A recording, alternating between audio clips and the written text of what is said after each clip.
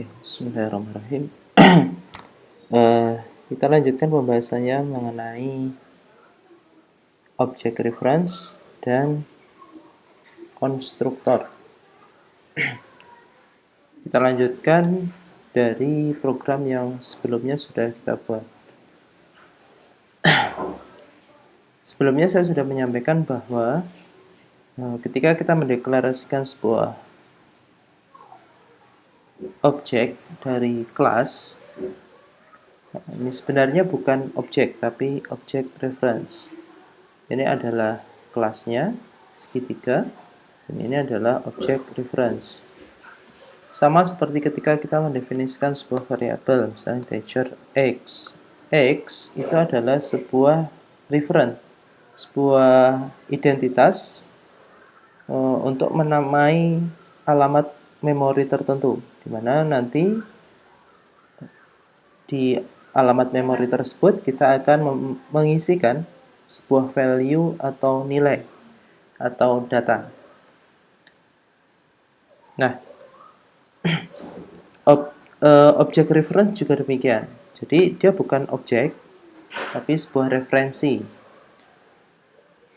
Maksudnya dia atau referensi tersebut kita gunakan untuk mengakses isi dari memori. Nah, dalam kasus kita ini, segitiga adalah kelas, segitiga satu adalah referensi objek. Demikian juga segitiga dua adalah referensi objek. Nah, di bagian kode pada baris ke-10, ini kita baru menciptakan objeknya. Jadi, baris ke-8 kita mendefinisikan referensinya. Baris 10 kita mendefinisikan atau menginstan objeknya dan kemudian mengassign nilainya ke referensi segitiga satu.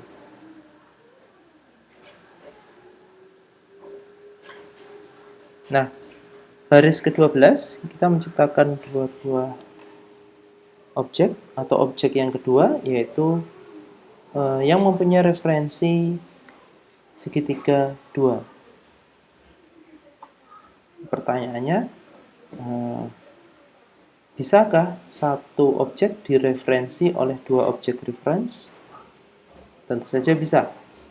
Nah, kalau ini ya segitiga 1, segitiga 2, ini adalah dua referensi objek yang mengacu pada dua objek yang berbeda. Jadi pada saat ini kita menciptakan ini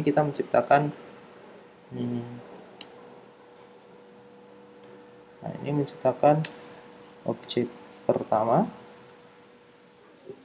Pada saat ini kita menciptakan objek kedua.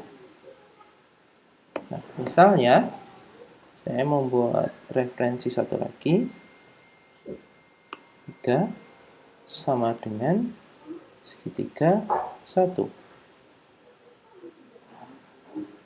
Nah, ini segitiga 3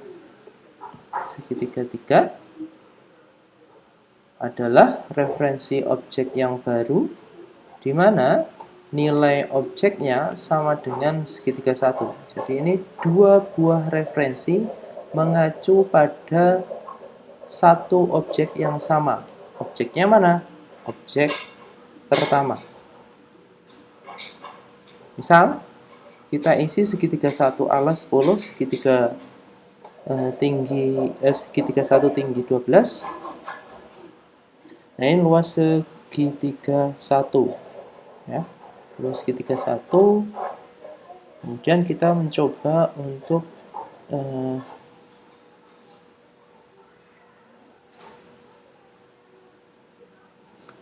melihat berapakah luas segitiga 3. Karena dia mengacu pada referensi pada objek yang sama, tentunya dia mempunyai luas yang sama. Nah, luasnya 60. Misal, bagaimana kalau terjadi perubahan alas dan tinggi di segitiga 1? Apakah segitiga 3 luasnya juga berubah?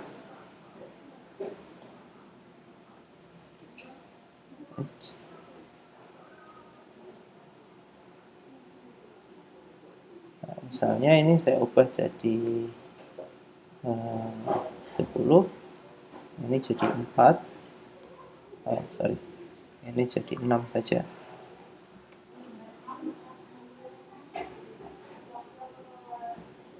Oke. Nah, ini luas segitiga 1 setelah nilai, atau saya membuat satu penanda saja di atas.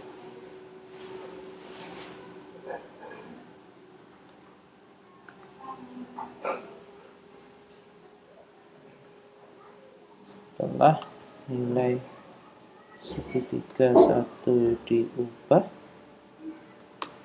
apa yang terjadi? Kalau tidak mengacu pada objek yang sama, tentunya segitiga 3 mempunyai luas yang berbeda. Ya. Nah, jadi setelah nilai segitiga 1 diubah, luas segitiga 1, 90, segitiga 3-nya juga 90. Gimana kalau dibalik? Segitiga 3, 6.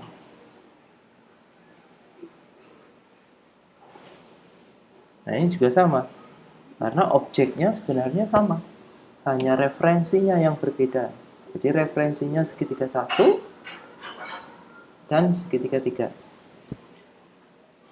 Jadi segitiga 1 dengan segitiga 3 itu mempunyai mempunyai objek yang sama, direferensi oleh dua referensi objek yang berbeda, yaitu segitiga 1 dan segitiga 3. Sedangkan segitiga 2 adalah objek yang berbeda, yaitu objek kedua.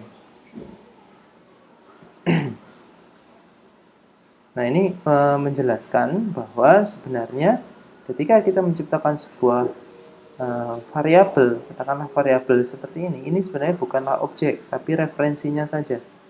Sedangkan objeknya itu berada di dalam memori. Sehingga ketika kita ingin menggunakan objek tersebut, maka kita harus memanggil referensinya. Jadi referensi ini digunakan untuk membantu kita mengakses objek yang ada di dalam memori. Oke.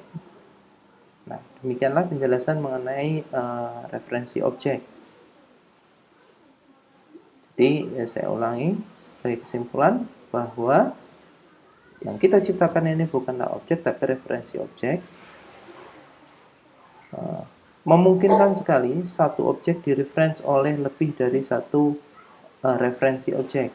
Contohnya, objek pertama direferensi oleh segitiga 1 dan segitiga 3. Oke, untuk video selanjutnya kita akan membahas tentang konstruktor.